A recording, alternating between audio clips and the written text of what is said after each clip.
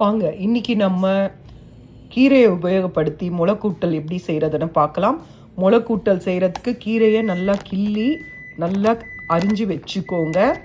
இதுக்கு பச்சை பருப்பு, கடலைப்பருப்பு, துவரம்பருப்பு 3 பருப்பில் எந்த பருப்புனாலும் உபயோகப்படுத்தலாம். வாங்க பார்க்கலாம். முளைக்கூட்டல் பண்ணுறதுக்கு நான் 1 டேபிள் ஸ்பூன் உளுத்தம்பருப்பு எடுத்துருக்கேன், 2 வரமிளகா எடுத்துருக்கேன். இதை நல்லா வறுத்து எடுத்துக்கோங்க.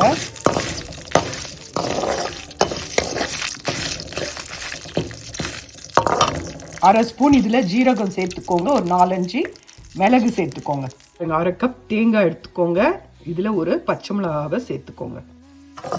பாருங்க, சீரகம், மிளகு, உளுந்து, மிளகாய் வறுத்தாச்சு.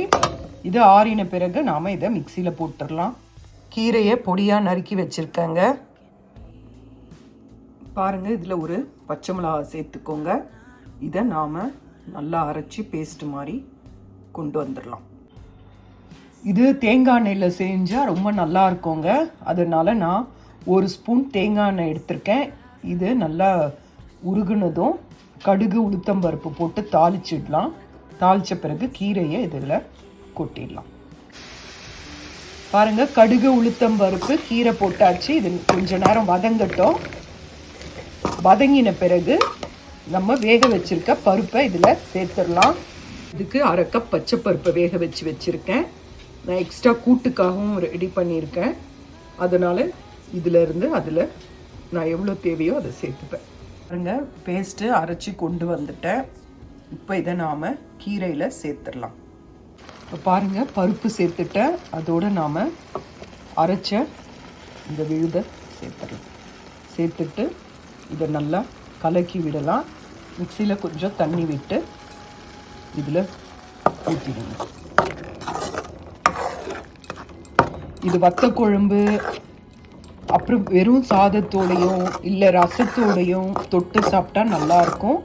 இதை கூட போட்டு பிசைஞ்சு சாப்பிடலாம், ரொம்ப நல்லாயிருக்கும். இப்போ இதில் நான் உப்பு சேர்த்துருங்க. அப்புறம் தண்ணி விட்டு, தேவையான அளவு தண்ணி விட்டு இதை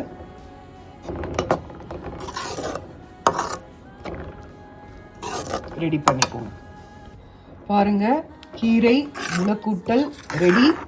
இதை சூடான சாதத்தில் போட்டுட்டு 1 ஸ்பூன் நெய் விட்டு சாப்பிட்டீங்கன்னா ரொம்ப அருமையாக இருக்கும். ஒரு அப்பளம் இல்லை வடை இது வச்சு சாப்பிட்டிங்கனாலும் நல்லாயிருக்கும். இல்லை உருளைக்கிழங்கு இந்த மாதிரி, வாழைக்காய் அந்த மாதிரி ஏதாவது செஞ்சு சாப்பிட்டிங்கனாலும் நல்லாயிருக்கும். இதை செஞ்சு பாருங்கள், ரொம்ப அருமையாக இருக்கும்.